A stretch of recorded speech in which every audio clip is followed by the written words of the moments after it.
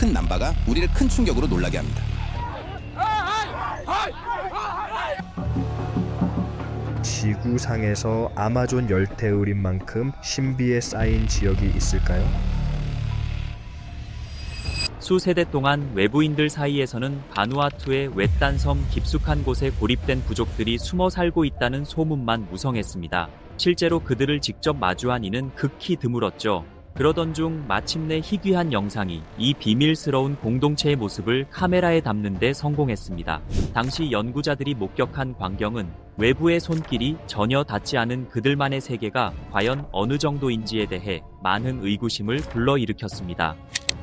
숫자, 나사라의식. 바누아투의 외딴 섬에서 외부인은 한때 인간으로 대접받기 전 제거해야 할 위협으로 간주되었습니다. 쪽 원로들은 허락 없이 성스러운 의식에 침입한 자를 처단할 권한을 특정 남성들에게 부여했고, 지금도 일부 주민들은 그때의 엄격한 규율을 두려워하며 이야기합니다. 온몸을 하얗게 칠한 이 남성들은 외지인을 환영하기 위해 준비된 공연단이 아닙니다. 사실 이 의식은 외부인이 결코 봐서는 안 되는 비밀스러운 것이었죠. 어떤 마을들은 수세대 동안 바깥 세상과 완벽히 단절된 채 그들만의 역사를 이어왔습니다. 그들이 딛고 선 이 땅은 나사라라 불리는 신성한 공간입니다. 이곳은 공동체 구성원들 앞에서 남성들이 자신의 지위와 권위, 그리고 영적인 힘을 공개적으로 인정받는 의식의 장입니다. 영향력은 단순히 물려받을 수 있는 것이 아닙니다. 한 남자는 부의 분배와 돼지 제물, 그리고 산자와 죽은 자 모두 사이에서 자신의 지위를 높이는 고된 의식을 통해 스스로를 증명해야 합니다. 하지만 이 의식이 진정으로 불안함을 자아내는 지점은 바로 흰색 칠에 있습니다. 현지 신앙에서 흰색은 조상들의 세계에 속합니다. 온몸을 흰색으로 칠하는 행위는 영혼이 수행자의 몸속으로 잠시 들어오는 것을 허용합니다. 대지를 박차는 발구름 하나하나가 그 영혼들을 더 가까이 불러 모은다고 믿어집니다. 암브림 섬에서는 어떤 남자들이 죽은 친척, 흔히 자신의 조상과 연결된 공포스러운 두 얼굴 가면을 씁니다. 일단 가면을 쓰면 의식은 결코 멈출 수 없습니다. 수행자는 중 앞에서 직접 돼지를 한 마리씩 죽여야 합니다. 망설임은 그의 영적 지위에 영구적인 손상을 입힐 수 있습니다. 의식이 마침내 끝나면 가면은 즉시 불태워집니다. 그들의 믿음에 따르면 만약 가면이 살아남는다면 몸속에 들어온 그 무언가는 영원히 그 사람 곁에 머물게 된다고 합니다. 숫자, 에나웬의 나웨 부족. 1970년대 브라질의 에나웬의 나웨 부족이 마침내 외부인들과 접촉했을 때 부족을 무너뜨린 것은 전쟁이 아니라 독감이나 홍역 같은 평범한 질병이었습니다. 불과 몇 년 만에 전체 인구의 3분의 1 가까이가 목숨을 잃었습니다. 마을 전체가 거의 하룻밤 사이에 흔적도 없이 사라지기도 했습니다.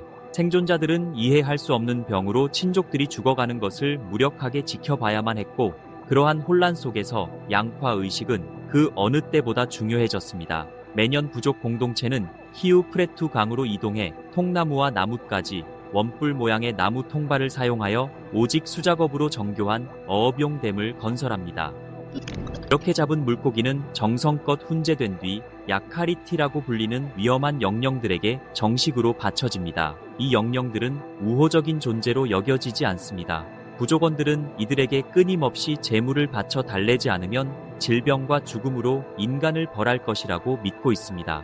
접촉 초기 외부인들이 의식의 일부를 방해하면서 사람들의 믿음은 더욱 확고해졌습니다. 이후 전염병이 창궐하자 많은 이들은 제의가 중단된 것에 분노한 정령들이 복수를 내린 것이라 믿었습니다. 현대의 건설 공사는 또 다른 재앙을 불러왔습니다. 주루에나 강을 따라 들어선 수력 발전댐들은 지역 전체의 물줄기를 뒤바꿨고 의뢰가 의존하던 물고기 개체수를 감소시켰습니다. 쪽은 그들의 전통이 한 번도 대비하지 못했던 거대한 시련에 갑작스럽게 직면하게 되었습니다. 그들은 여전히 정령들에게 재물을 바쳐야 했지만 강은 더 이상 충분한 물고기를 내어주지 않았습니다. 에나웬의 나웨 부족에게 이것은 단순한 환경 파괴가 아닙니다. 그것은 세상의 균형 그 자체를 위협하고 있습니다. 숫자, 소 뛰어넘기 의식. 에티오피아 오모 계곡에서는 단 한 번의 의식 중 벌어진 단 한 번의 실수가 한 남자의 미래를 영원히 앗아갈 수도 있습니다. 이 의식에 성공하지 못하면 그는 존경과 결혼의 기회, 가축, 그리고 사회적 지위를 모두 잃게 될지도 모릅니다. 의례가 본격적으로 시작되기도 전에 여인들이 먼저 앞으로 나섭니다. 하마르 부족은 가축을 중심으로 사회를 일구었습니다. 부와 생존, 그리고 정체성까지 모든 것이 가축대에 달려 있습니다. 의식 동안 남성들은 힘과 인내를 상징하는 소 뿔머리 장식을 씁니다. 하지만 가장 충격적인 장면은 그들 곁에 선 여인들에게서 벌어집니다. 여성 친척들은 자신을 채찍질해 달라고 공개적으로 요청합니다. 어머니와 자매, 사촌들은 긴 회초리를 든 남성 원로들에게 다가갑니다. 군중이 침묵 속에 지켜보는 가운데 가느다란 나뭇가지가 맨등을 반복적으로 내리칩니다. 그 상처는 결코 완전히 사라지지 않습니다. 하마르 여인들에게 이 흉터는 충성과 희생의 증거가 됩니다. 흉터가 없는 여성은 존경을 얻기 힘든데 자국들이 가족을 위해 그녀가 얼마나 많은 의식을 견뎌냈는지를 정확히 보여주기 때문입니다. 이윽고소 뛰어넘기 의례가 시작됩니다. 여러 마리의 소는 등 부분이 움직이는 발판을 형성할 때까지 촘촘히 늘어섭니다. 성인식을 치르는 소녀는 맨발로 소들의 등을 가로질러 떨어지지 않고 여러 번 달려야 합니다. 밧줄도 도움도 없습니다. 오직 균형 감각 하나와 자신의 일거수일투족을 지켜보는 공동체의 압박감을 견뎌내야 합니다. 소들은 종종 소년이 달리기 더 어렵도록 의도적으로 배치되기도 합니다. 만약 소년이 미끄러지기라도 한다면 그 수치심은 평생 따라다닐 수 있습니다. 인류학자들은 성인식에 실패한 이들이 그 후 사회적 낙오자가 된 사례들을 기록하기도 했습니다. 이 의례마저 붕괴 위기에 처해 있습니다. 에티오피아의 기베 3번 댐은 오모 계곡 전역의 초지를 유지해주던 홍수 주기를 중단시켰습니다. 이로 인해 일부 지역에서는 가축 수가 줄어들었으며 한때 성인식 이후에 안정적인 미래를 보장했던 가축 자산의 가치도 위협받고 있습니다.